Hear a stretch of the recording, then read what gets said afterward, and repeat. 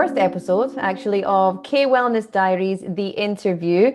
My name is Laura McLuckie, and I am the owner of Wellme Wellness Solutions. I'm going to be your host for this interview series, where every week we're going to meet a new expert and talk about all things wellness in the land of the morning calm, right here in Korea. And today, I'm very excited. We've got someone who I'm really nervous about saying some weird stuff. However, it's always a good time. It's Professor Danny Kessler. Danny, thank you so much for joining us on K Wellness Diaries. How are you? I'm doing pretty good. How about yourself? I'm good. I just came from a meeting. Yeah. I'm still dressed quite well. Normally you would see me in my pajamas Yeah. doing this kind of stuff, but yeah. This is your special show, so you should be dressed up anyway. Special. Well, we'll see. We'll see how long this holds up for. But anyway, I'd love it if you could introduce yourself to our viewers and tell them a little bit about who you are, when you came to Korea, and all the things that you do in wellness, because you do so many things. So please, this is your time to blow your own trumpet. All right. So my name is Danny Kessler. I'm originally from New York, and I'm a lifelong martial artist. And so I started doing the sport of wrestling and jujitsu in high school. And I trained martial arts very competitively and wrestling very competitively all throughout my high school and into my 20s. And that's when I first was, I guess, introduced to wellness, because a lot of the concepts from the martial arts and the concepts from health and wellness are very related. A lot of the breathing techniques, a lot of the nutrition. And I got really into nutrition even as early as in high school, because in high school I was an athlete, and in the sport of wrestling, you have to make weight to compete. So I started reading books about nutrition and low carbohydrate diet back when I was 16 or 17 years old. And that was my first introduction to health and nutrition, was through sports. And then when I was in my early 20s, my father got sick. And so after he passed away, that's when I really dug deep into health and well-being, because I saw him deteriorate, and I didn't want that. I wanted to have a healthy, long life, and I want to feel good throughout my whole life. So I started taking health and well-being really seriously from the age of 21 or 22. Yeah. It's funny how big life changes and big life moments can really push us into something new, something that is profoundly life-changing. Yeah. Okay, well. Sure. And I noticed. Yeah, sorry, continue. Oh, I was going to say, I noticed a lot of people that are into health and well-being, whether it's something like my story or they have a personal health issue in which they successfully defeated, whether it be like depression or maybe some medical condition, where they started to like zoom in on what they're eating, how they're living, how they're handling stress, and then figured out how to deal with that. And then they were able to share that message with everybody. So I think that's often a common story with people who are in the health and wellness community. Yeah, absolutely. And I've got the same story. So yeah. So when did you come to South Korea? Oh, a long time ago. I can't remember exactly, but I came here, and then I started teaching in the university in teaching English, and I wrote a few books. The first book that I wrote was related to my businesses. One of my businesses that I had when I was in my 20s, which was a self-defense business. It was a book, a self-defense book for women. Mm-hmm. And then I wrote a second book, which was a book for Koreans who are traveling to the United States. Mm-hmm. And that book had a whole chapter on health and well-being, because I I had all these students, all these university students, and the Koreans, they want to travel and live in America or even other countries in Australia, and they always had all these questions for me about like, is this safe or is this not safe, or like what is it like in New York, what is it like in Texas and California. So I always would tell them all these stories, and then I decided to just write a book about it. And one of the things that I wrote a whole chapter about, my second favorite chapter in the book, was the health and well-being. And it was really inspiring to me because I had so many people come back from the United States and they had some health problems from the food. They had skin problems from the American food. And, because of my knowledge of health and wellness, I would be like, so what were you eating? What were you drinking? And then I knew it. And then I was like, and then so in my book, I told them, don't do this and don't do that, because, that's going to get you. I mean, I had one of my good friends, he lived in America, and then he had a visa, he had a great job. He came back to Korea because his stomach was so messed up from the food. So then I was like, all right, I got to write this book. And so the book kind of helps the Koreans when they're traveling in North America. Yeah.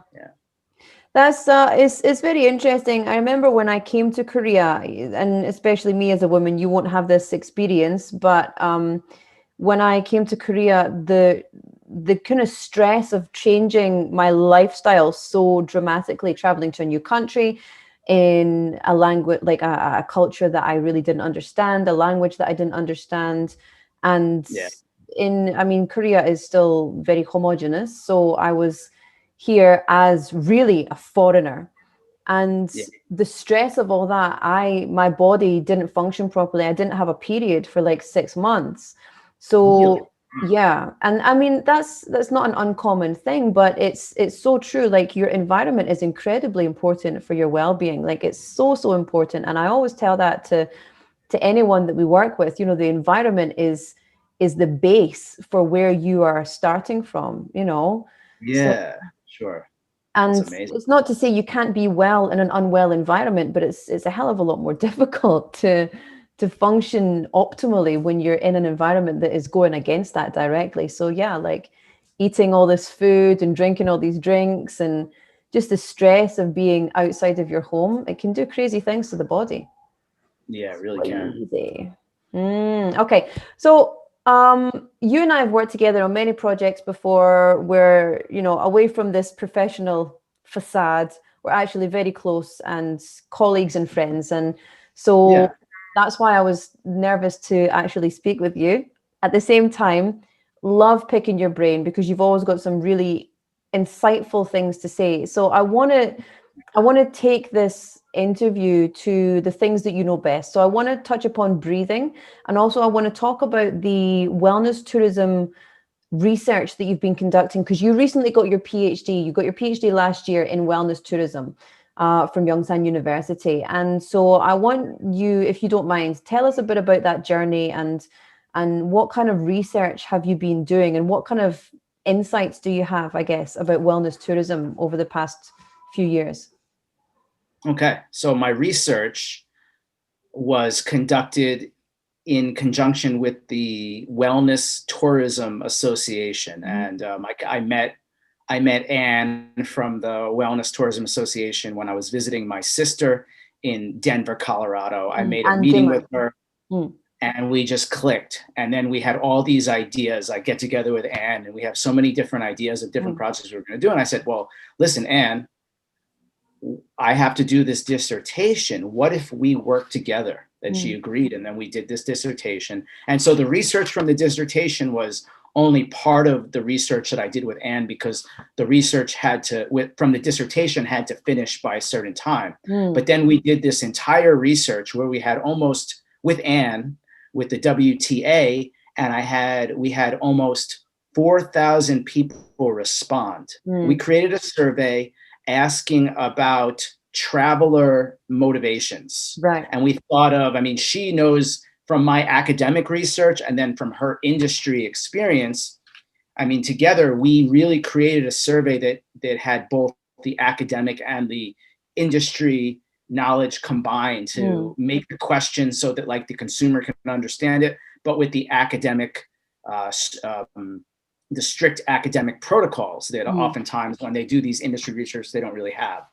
And so we thought of 28 questions that really measured the traveler motivation. And then COVID-19 happened. Right. So while we designed this survey, we're about to release the survey. This was about a year ago now. Wow.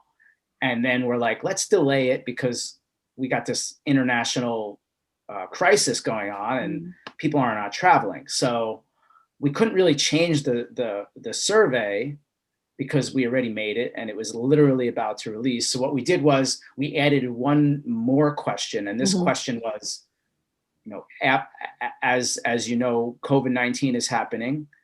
What are some new motivations because of COVID-19 that we did not cover in this survey? Because we covered a lot of things. I mean, we still got a lot of, we really did cover, and we got some really interesting data from almost 4,000 people, but we wanted to know, okay, we figured all this out before COVID, but what was the things that what are we missing from our motivational survey post-COVID? Yeah. And we found there was several themes. We had an open-ended question that I analyzed with, I think it was like 2,400 people responded to this open-ended question. So it was like tons and tons of data. And we divided it up generationally. And there was 7 themes, if I can remember correctly. I don't have it in front of me. One of the main themes was this attitude of proactive health and well-being. Excuse me. So we found several themes, and one of the themes was this proactive attitude about health and well-being.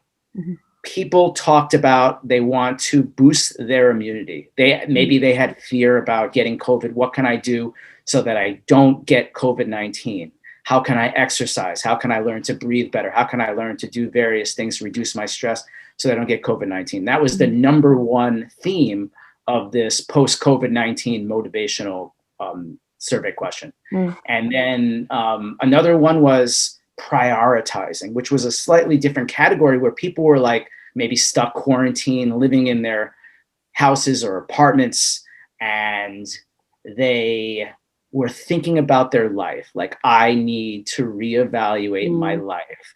And they were kind of forced to do it because many people, depending upon where they were, most of our survey respondents were from North America. So it's as we know, it's pretty bad in North America. People were like, I want to change my life. Yeah. And there was a theme of mental health that was also prevalent in the survey. There was a theme of nature. There was a theme of social wellness. Actually, we call it, well, the industry doesn't call it social wellness, but we call it social wellness in academic. Social connection. People want to meet like-minded people. People in the survey, they were joking, I want to get away from my family and I want to meet like-minded people. And that was some of the themes that they talked about in the survey. There was a lot of data, but that kind of summarizes my research from 2020.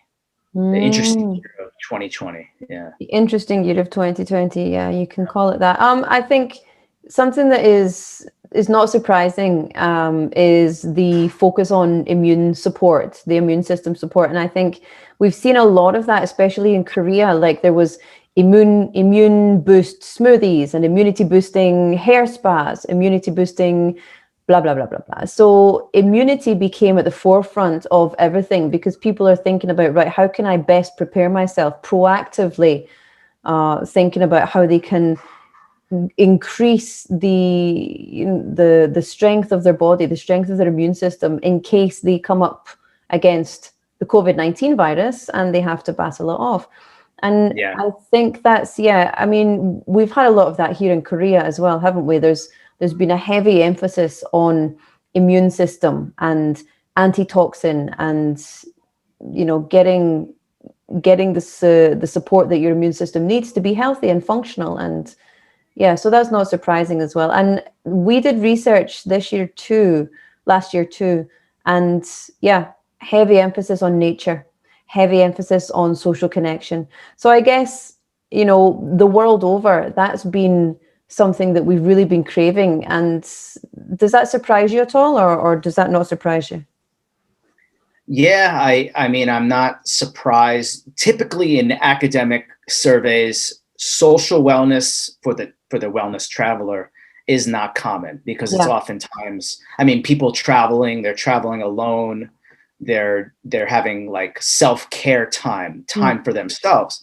But in this and we didn't actually include that in the original 28 questions on the survey because even though it was a theme that came up when I discussed with the WTA and Anne, it wasn't a predominant theme. However, going forward, I think it is and it will be Yeah. because people are looking, it's a human to connect with people. And when people are isolated and locked down for days and months and they can't go to work, and even like simple things like, meeting people that maybe just, talking to strangers, like people don't get a chance to do that anymore. Mm. And some places in the world, they need that sort of social interaction, Yeah. so I think that's a common theme that has come to the surface now. Yeah, I think it's really made us rethink a lot of our relationships, and whether that's, I need to value my relationships more, or whether it's, oh, I realize that I am exhausted being around people all the time, and this is really, this situation has really given me a rest that I needed, that I didn't know I needed. I think, if we look at Right. the Yeah. positives that have come out of this really terrible global situation, it has brought us together. We're connected. We're more connected through this big global tragedy that has happened. And we will all of us, remember 2020 for being, the year that it was. And Yeah. I just, as you were talking, I was imagining maybe I was like about maybe 9 or 10 months ago, I just came back from traveling right when COVID started. And then I was doing, my gym, the gyms were closed and I was working out at this outdoor gym right near my apartment, and doing some exercise.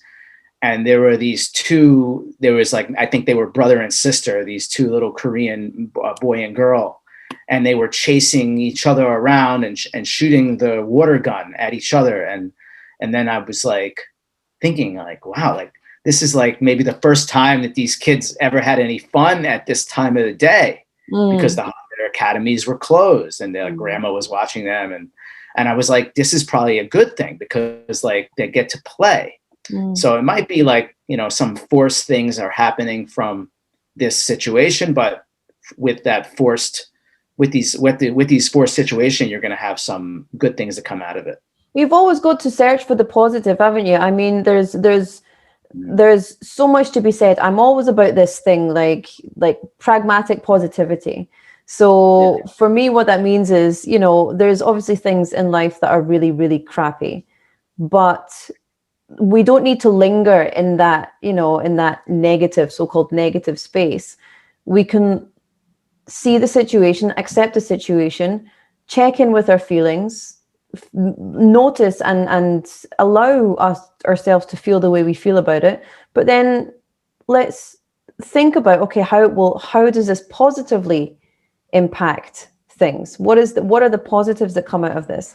And for a lot of people, it might seem at the moment that there's no positives at the moment. And that's okay too. You've got to honor how you feel. But I think for me personally, this has been a huge learning experience. And I will take as much positive out of that as possible, because on a grand scale, it's been a big fat mess. So you've got to find the positives where you can. And I think it's a mindset thing, right?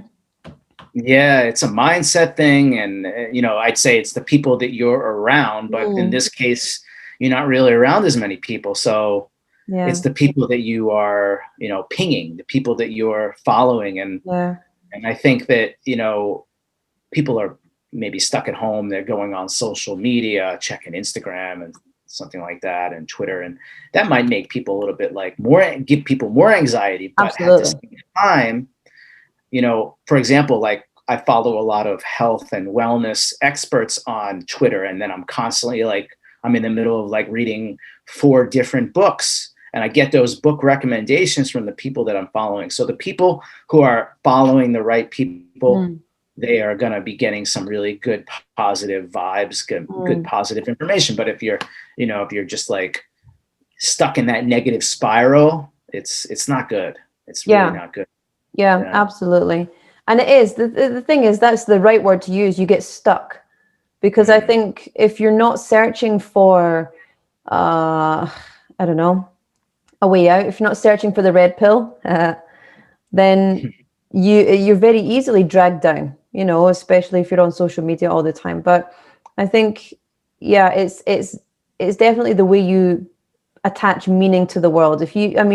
Everything can look negative if you see the world that way. So by actively following these health and wellness experts, you're pushing that into your life. That's your diet. Your diet isn't just what you eat, it's everything you consume. So you're consuming that content, which is a very positive thing. And I think it would be great if a lot more people did that. I think that would relieve a lot of people from social media stress that we undoubtedly experience. Yeah, I think one of the things is just remaining curious. If you keep a level of curiosity to what you're seeing, you don't judge, you just remain curious. And that curiosity is that negative spiraling. You don't get so judging, and you just say, you go, I wonder, I want to learn more. Yeah. And I think that's really a good way to do it. Another one is being grateful about like your situation. Like, I'm happy that, whatever, like there's always a worse situation than the one that you're in. And, the fact that, think like this pandemic could have happened like before we had Zoom, before we had like YouTube and any of these various social media things that we, I can always just talk to someone. I could just call my friend and have a video chat at any time. What would happen if this could have been happening many years ago, and then we wouldn't have anything like that, and that would have been like a real disaster. Yeah. So it's all everything's relative to other. Everything's relative. Everything's valid. Everyone's experience is valid, but I think it's how we choose to how we implement our coping strategies and how we choose to look at the situation. Yeah, and I think so. I think for me, mindfulness is the key teacher there, because mindfulness keeps me sane on a daily basis without even the pandemic. So yeah, I think it's where you choose to put your energy. I think that's really important, but not easy. Not easy. It takes a lot of practice to be conscious about that. Definitely does. I want to move on a little bit. You talked about like earlier being outside and doing a workout outside. I want to ask you, what do you think about the outdoor wellness facilities here in Korea? Because there's all these things out, there's lots of equipment just randomly outside, whether it's at the apartment or whether it's up a mountain or in a park. Like there's just this big bunch of exercise equipment. And when I first came to Korea, I thought, how can they have that there? If that was in Glasgow, vandalized. If that was, anywhere near where I grew up, Bowness, vandalized. It'd be gone. What do you think about that? I think it's great. And I'll have to say, when I think I first saw this type of equipment when I was traveling in Ukraine. And I thought, oh, that's interesting. And then when I came to Korea and I noticed they have it everywhere. And then I thought, oh, that's interesting, but I didn't use it for a long time. And then years later, I was like, well, I don't really want to go all the way to my gym. I'm just basically going to do pull-ups. I might as well just go do my pull-ups and my dips at the pull-up bar that's, across the street. And I thought it was really nice, and it's good for the population. I like those kinds of things. I think if the government can do something like that or nudge the population. Even I remember there was a story about like in Russia, they wanted to ride like the subway in Moscow. And they said, if you could do like I don't know, it was like 50 squats. Yes, you get to do it for And I'm free. like, yeah, I'm like, that is, that is really cool idea. I mean, I Yeah. would, and it's obviously not, but at least people are going to like have that sort of attitude. Of course, that would never work in America. Someone would probably like try it and then sue the government for hurting their knees, or, having some medical problem from it. But I like the idea of that for the general health of the population. I really Yeah. do. So Yeah. anytime they have bike paths and public spaces that they're encouraging exercise, I think that's a really good thing. Well, I mean, Korea is a fantastic country for bikers and for hikers. I mean, there's so much infrastructure in terms of wellness facilities. The infrastructure is phenomenal because, I mean, I say the infrastructure, I would say nature-wise, it's phenomenal because the bike paths, there's is it Karmekgil? Heparangil? Anyway, one of the trails is like 770 kilometers. So you can go from all the way from Busan all the way up to the top of Seoul on a connected path, a connected bike path. Really? And you get, I did not know that. a bike passport. So you go to your local GU office, I think, or maybe you go to the bus anyway, you go somewhere and you get this passport, and then you keep your passport and you cycle the trail all the way to Seoul. You get stamps along the way. It's such encouraging. That's really cool. It's such a I cool gotta try thing. that. Yeah. Do you have a bike? I do. I don't know how. My bike is usually just getting me to the beach, so I don't really take it too far. But I might have to get a nice bike for this kind of trip. That sounds like fun. That sounds like really nice. I think what I want to do this year is take a couple of days off work and then just go cycling and see. How long does it take? Like a good few days. Yeah. If you're fast, a few days. If you're me, probably about 2 weeks. Might have to take off a couple of weeks of work. A couple of weeks, yeah, maybe. I want to touch on as well, because we're going quite far into the time now. I want to touch on something else that I know you are incredibly experienced in: breathing. Now, breathing is something that you actually spoke at the Busan International Wellness Conference last year about traveling well. So like wellness techniques to travel better, what you can do for yourself when you're actually in transit. And one of those things, or a few of those tips, were all about breathing. So can you tell us more about what breathing, or why breathing is important, and what exactly does that mean? What is a breathing technique? So breathing is like one of the things that we're doing all day long, at night, all the time. We're always breathing. But how is the quality of our breathing? Most people don't think about that. Most people just go through every day, and maybe they have to run to the bus, or they're running after their child, and then they get out of breath, and then maybe they exercise and they notice that they open their mouth. But most people are not thinking about it. Yeah. And I started getting into breathing probably as well in high school, where I was, again, competing. And I noticed that certain breathing patterns, before I had to compete, which is very, nerve wracking, I was able to calm myself down before a competition by using my breath. And then I started reading other books, and I noticed, wow, I can get more strength and more power by using my breath in a different way.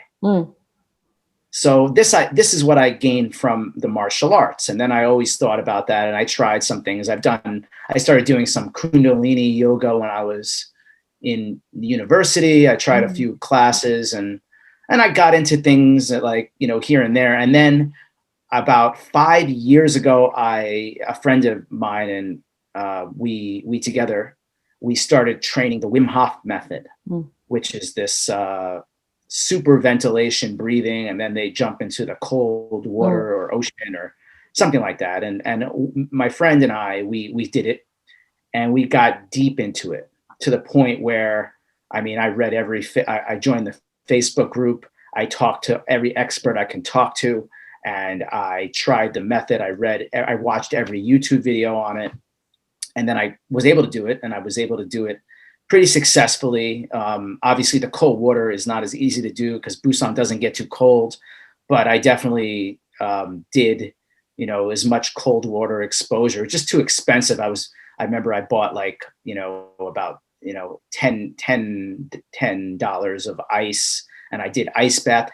And I was able to do all these things just to do it because, that's what they do in the Wim Hof method. They're able to breathe in such a way to reduce, they have no pain. And then they can do things like jump into an ice bath and not feel, and be able to just relax into that the water and stuff like that. But mostly what I got and mostly what I do from the Wim Hof method is the breathing part. And it is really cool. If you ever want to get high on your own supply, the Wim Hof method is one hell of a way to do it. And you can find videos about it on the internet, there's all over. The guy Wim Hof is this Dutch extreme athlete that he basically took a lot of old yoga and Tibetan Buddhist practices and repackaged it and made it interesting. And now there's people all over the world that are doing it. I did an academic paper on the Wim Hof method.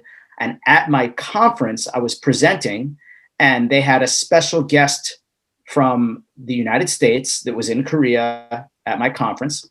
And after I did my presentation, the guy came up to me and he says, I tried that. My wife took me to this Wim Hof method class. So this method is all over the world, really. And so from that method, I just got into other breathing methods. I started looking up, doing research, reading academic articles, listening to podcasts, and getting into other breathing methods that are really also derivatives of Wim Hof, but also other Russian breathing systems, from some of the breathing methods from Keto, Sistema, and derivatives of Wim Hof, and then some of the pranayama from yoga. And I just been experimenting and practicing these methods the last 5 years or so. Even today, I'm doing some different breathing method. It's meditation, mindfulness. It's a combination of things that are related to well-being, and depending upon what I do and how I choose to do it, they do all kinds of things for increasing my energy, to relaxing me, to getting me in a kind of a very creative place. Just depends on what I want to do with my breath and where I want to go.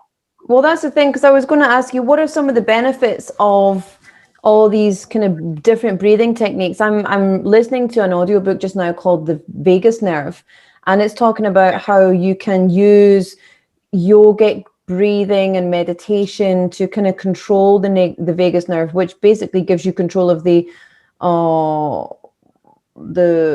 parasympathetic and the sympathetic nervous system.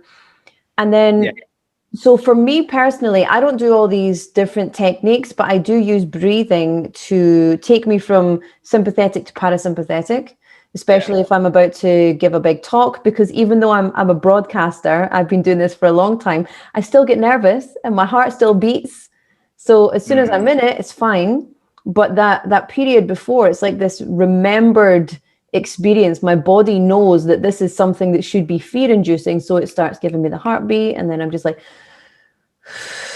so I can control that, take me from sympathetic to parasympathetic, fight and flight to rest and digest. What are some of the other benefits of it? Because apart from relaxing you, there's so many benefits of breathing techniques. What kind of things, in your opinion, can you gain from practicing these breathing techniques? So of course the relaxation, the stress relief, for doing some performance, whether you're broadcasting or you're competing in some athletic event, very useful. And then besides that, I find I'm constantly not just experimenting with different breathing techniques, but I'm doing some new physical activity. So I sometimes find myself in a little bit of pain. I am in the first trimester of my life. I am a young man. However, first I'm not 20. Really? Okay, maybe the second one. But the point is, I'd like to feel. Some days I feel like I'm in that first trimester, and some days I wake up and I'm like, oh, my back. Third trimester. Something. Yeah. And when I have pain, I have some techniques. Whereas I breathe into the various areas of my body. I focus, and I do like, I just made up the name, like almost like a breath surgery, where I think about where this pain is. I notice the throbbing of the pain and I breathe into it. And I'm able to circulate energy through my body, bring my breath through different areas of my body, in and out of different parts of the body that is in pain. And it sounds woo-woo, but it really isn't, because what it really is a mindfulness exercise. It's visualization, right? And I think one of my favorite authors, and I'm not biased just because he's Scottish, but maybe I'm biased, but Dr. David Hamilton, and he talks about he's very famous for the 5 side effects of kindness. So he talks a lot about the fact that kindness is a cardioprotective quality. So when we're kind, the body releases all the neurotransmitters, which effectively lower cortisol, increase oxytocin. Oxytocin itself is, cardioprotective. So it what is it? It widens. What's the word? Vasodilation, vasodilator. Well, I was looking for a much simpler word than that, but yes. Trying to be as bilingual as I can here in Korea. I'm forgetting a lot of English words, but yeah. So it causes the veins, it causes the arteries to expand, and sure. So the blood flow, you get better blood flow throughout the body. Sure. And so he talks a lot about that, but he also talks about how visualization is actually a fantastic, like how the mind can heal the body, basically. And one of the things that I love, and I'm going to read this book again because I really love the whole concept, and I've used visualization a lot in my practice, my personal practice, and it really works. Whether it's for visualizing yourself succeeding at something, or whether it's for visualizing pain relief. And I think what you're talking about there is like a combination of breath plus visualization. And he talks about cancer patients, going in with a visualization, for example, going to where the site of the tumor is and imagining the tumor is like lots of coffee beans, and they just visualize themselves picking the coffee beans one by one and removing them and picking up the beans. And the research that was conducted on a certain set, many sets of people who were living with cancer, who had done these visualizations, where it's my son in the background, who had done these visualizations, were actually recovering faster. Sure. Because the power of the mind over the physical body is a real thing. And it does sound woo-woo. It sounds super woo-woo, but it is an incredible just scientific fact, and sure. I'm so glad that there's people out there who are way smarter and way more neuroscience-y than I am. I'm just a science-loving non-scientist, but learning all this from the amazing research, amazing work of other people, it's phenomenal, and it opens your mind, and you think, wow, what else can the mind do? What else can the breath do? Yeah, it really does do some wonderful things. I just learned a recent breath technique that from a book just from the other day, and I did it. I read what it talks about, and then immediately I try it. And that's really, to me, that's the best way to learn something, because you learn from like something, and then you get the concept, but if you don't do it, you don't really know. You just have it in your head, but you have to do it. So it was like this idea of exhaling all the negativity for I set the timer for 5 minutes. I put on my timer for 5 minutes, and the person wrote, like, what you want to do is just blow out the negativity.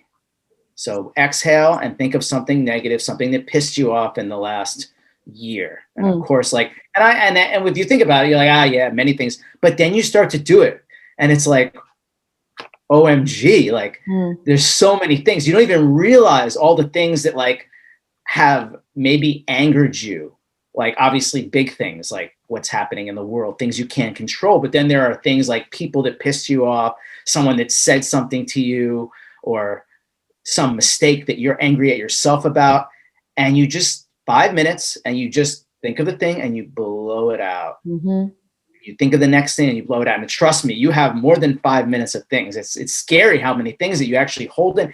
And then I did it. And then after I was like, wow, I feel like I let something off my shoulders. Like I feel so much better. I'm going to do this again. So I don't do it every day, but I've done it a few times since I read about it from last week and things like that, and, maybe I'll just, and the thing with the breath is it's kind of like with all the studying I've done with the breathing is, okay, what do I want to do today?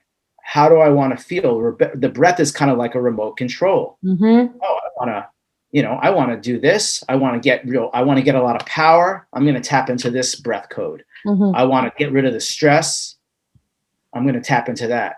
Yes. So there's so much with the breath, and I'm still, even 5 years later, I'm still learning something new every day. Yeah, so. I think the best thing as, not just professionals in the wellness field, I think the best thing to do for me personally as just a human being is to always consider myself a beginner, because there's always something else that I can learn. And to have that beginner mindset, to have that growth mindset, I think that's just fundamental to being able to flourish and to get as much information as possible.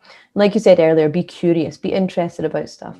Yeah. Curious. I'm going to go to the next question. I mean, the final question, because we've done a lot of time. Sure. What would you say is, for anyone who's living in Korea or anyone who's thinking about coming to Korea in terms of coming to travel for wellness, because wellness tourism is becoming more and more popular. It's the biggest growing sector within the tourism industry. I think it beats other sectors kind of all combined. And it's a multi-billion-dollar industry. And South Korea is becoming more active in terms of wellness tourism. We're already very active in terms of medical travel, medical tourism. Sure. So what would be your tip for someone looking to enjoy specifically Busan, but Korea from a wellness perspective? Yeah, so Korea has so many nice things, and Busan is a gem of a city. It really is. There's so many wonderful things to do here. And the weather is, I was talking to someone the other day, it's like, it's the best weather in Korea is in Busan. It's better than Jeju because Jeju is windy and Busan, I mean, windy too, but not as windy. And it's actually warmer in the summer in Busan than it is in Jeju. Yeah. So the weather is pretty moderate. I mean, today I was on the beach. It's, what is it, January like 15th or something like that. I mean, it was a beautiful day. It was, I think it was 16 degrees Celsius, which is about almost 60 degrees Fahrenheit. Yeah. And it's January. So I would say enjoy the outdoor activities. There's really nice hiking and biking, as we mentioned earlier. The food, obviously, if you're a traveler, you're probably more open-minded to trying the food. I would say some of these soups, some of the traditional Korean soups are really wonderful. And you'll notice, especially if you're used to eating like Western food, when you eat some of the Korean food or some of the soups, after you're done eating, you actually don't get tired.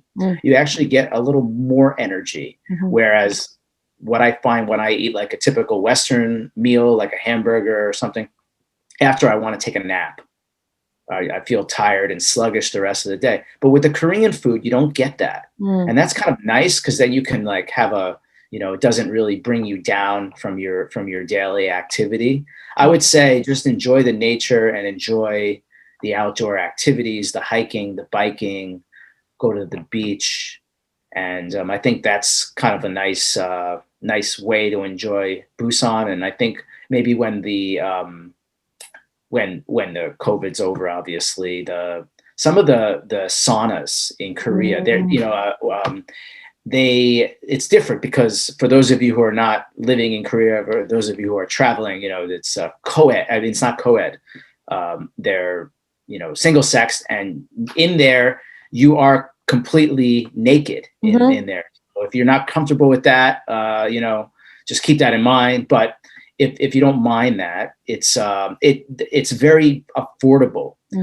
They have oftentimes you pay like under $10, and then you can have access to multiple steam rooms and saunas of different temperatures and jacuzzis. Yeah. And various things like that. And it is a wonderful way to end the day, to recover from an exercise, to relax, to feel really good. And it's so affordable. You know, in other countries, the same thing is so much more expensive. So if you're in Korea, definitely consider checking that out. Yeah. I think it's something wonderful for. It's funny, like it's funny you mentioned, you know, some people are not comfortable being naked in front of other people. And it's so funny now, I don't care because I've been here for so long. But I was at the gym today and I came out the shower and one of the employees was there, and the employees also exercise at the gym. So the girl was kind of getting her clothes off and I just come out the shower, so I was naked. And then I started having a conversation with her. And then I bent over and I was fully naked, bent over, like drying my legs, drying my feet. And I thought, wow, I'm fully comfortable just sparking up a conversation with another naked lady, bending over in front of her. Don't care. Just don't care at all. And one of the things that has done for me, like for personally, I used to really fear and hate my body. Being in Korea, everyone's naked. So it's such a good equalizer to just be naked in front of someone else.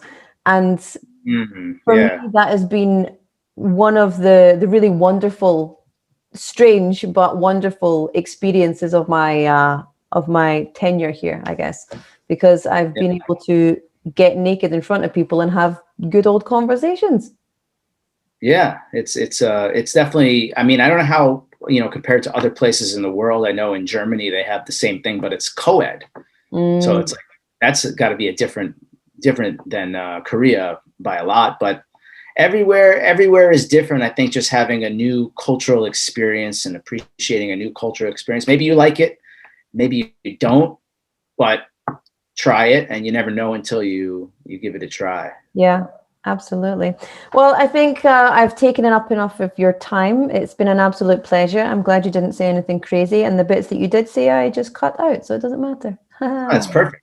Yeah. Danny, where can we find you? If people want to find out more about you and what you do here in Korea, where can we go? So my website is dannykessler.com, which is my name spelled out. And then that's pretty much where I put, I mean, I have to update it, but that's where you'll find like my history, some of the research that I've done, and links to my books and things like that. And I think that's the best way to contact me. Perfect. Sounds good. We'll put that down there in the description as well. Danny, thank you so much for joining me, and I will see you very soon, hopefully when the cafes have opened up again and we can sit down. Yeah, we'll definitely have to have some Starbucks soon. Yeah, and go in and just have a nice chat. But it's been lovely, and I'll see you soon. Thank you so much. Sure thing. Take care. Bye-bye.